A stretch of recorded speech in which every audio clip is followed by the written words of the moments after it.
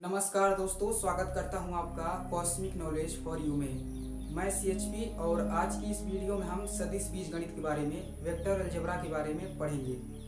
इस टॉपिक का पहला वीडियो होगा और बेसिक से हम जानेंगे इसमें। तो आइए चलिए इस वीडियो को स्टार्ट करते हैं। देखिए, स्टार्ट करने से पहले हम पढ़ लेते हैं राशियाँ, क्वांटिटी के बारे में। क्वांटिटी क्या होती है? देखिए, जो राशियाँ होती हैं एक प्रकार का भौतिक गुण होती हैं।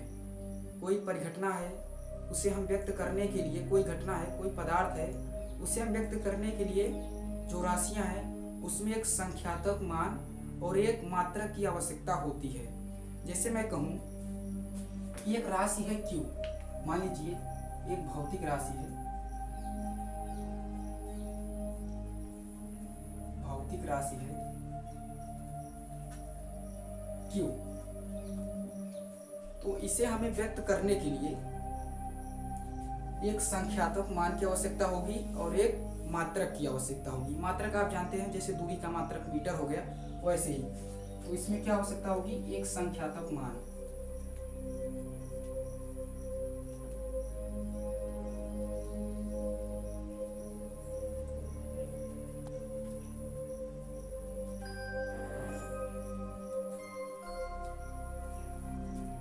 इस तरह से जो भौतिक राशियां होती हैं उसे हम व्यक्त करते हैं।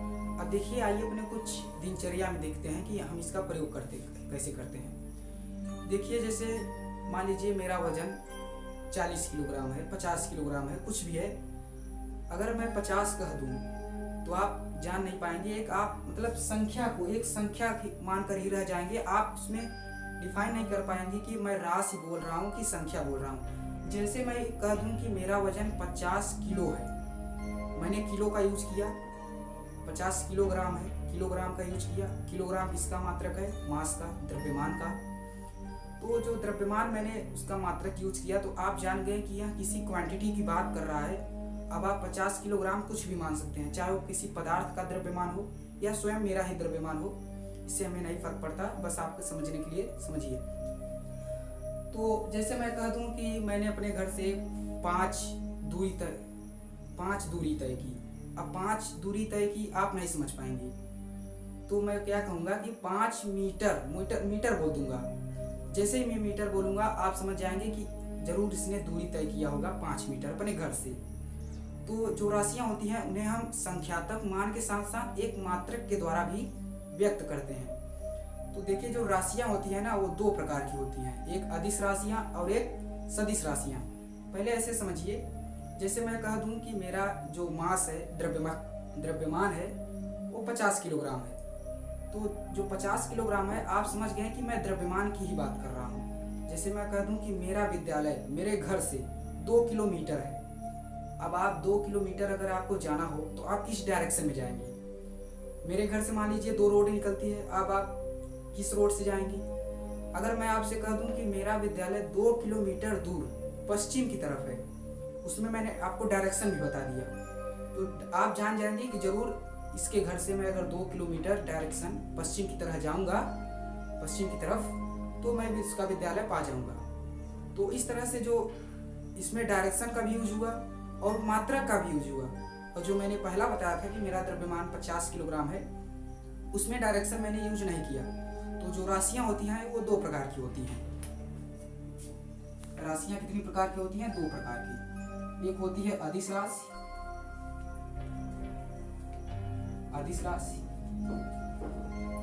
और दूसरा होती है सदिश राशि।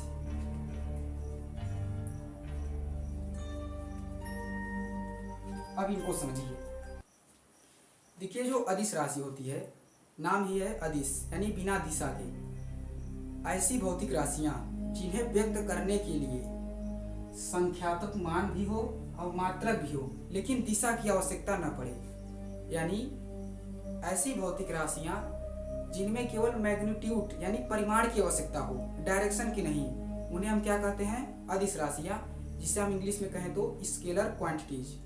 जो स्केलर क्वांटिटीज होती हैं उन्हें हम कहें तो scalar quantities Q equal to केवल मैग्नीट्यूड और मात्रक, बस दिशा की आवश्यकता नहीं होती। यानी परिमाण और डायरेक्शन, परिमाण और मात्रक की आवश्यकता होती है, डायरेक्शन की आवश्यकता नहीं होती।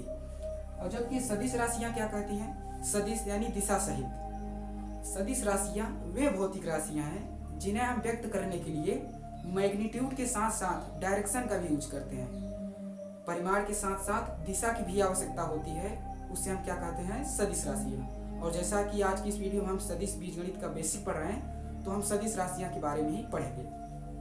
तो देखिए, जो सदिश राशियां होती हैं उन्हें हम संख्यात्मक मान की भी आवश्यकता होती है और मात्रक की भी आवश्यकता होती है, साथ साथ दिशा की भी आवश्यकता होती है। तो इसमें मैंने पहले एग्जाम्पल बताया, तो सदिश का उदाहरण आप जानते हैं, विस्थापन हो गया, त्वरण हो गया और बल हो गया, लाइक बहुत एग्जाम्पल हैं सदिश राशियां के।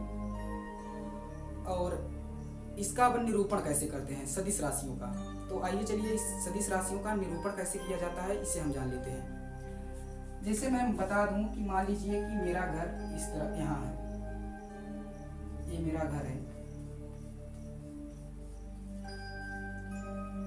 अब मुझे मान लीजिए एक पॉइंट है यहाँ ये एक पॉइंट है और मैं कह दूं कि मेरा घर 2 किलोमीटर दूर है। अब 2 किलोमीटर दूर है, 2 किलोमीटर इस तरफ भी हो सकता है, इस तरफ भी हो सकता है, इस तरफ भी हो सकता है, इस तरफ। मान लीजिए उत्तर हो गया, ये पश्चिम हो गया, पूरब, और ये पश्चिम हो गया और ये दक्षिण। अब मैं कह दूं कि मेरा घर 2 किलोमीटर पूरब की ओर है। मेरा घर, मेरा जो विद्यालय है मेरे घर से, वो 2 किलोमीटर पूरब की ओर है।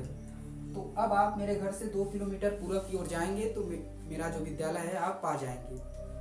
तो जो सदिश राशियां होती है उसे व्यक्त करने के लिए, जैसे मैं मान लूं कि ये क्यू राशि है, क्यू अदिश को भी व्यक्त करेगी, सदिश को भी व्यक्त करेगी।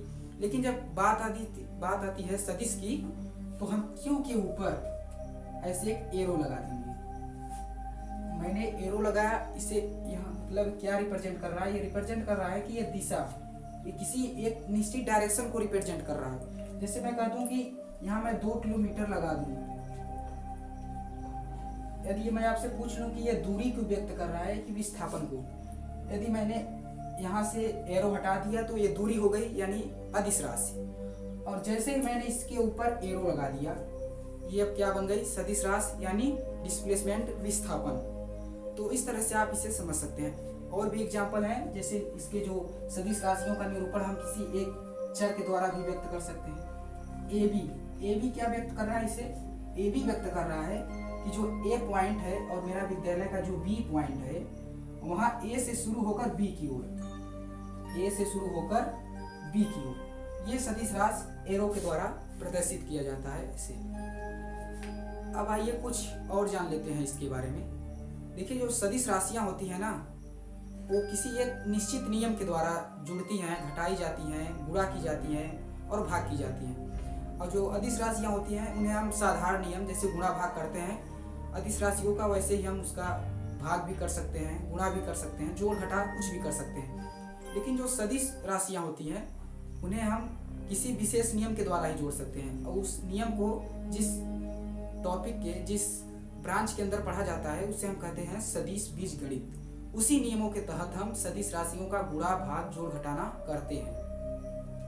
तो आज की इस वीडियो में केवल बेसिक जानकारी थी। नेक्स्ट वीडियो में हम सदिश राशियों के प्रकार और उससे रिलेटेड डेफिनेशन क्या होगी उसको हम जानेंगे। जय हिंद दोस्तों।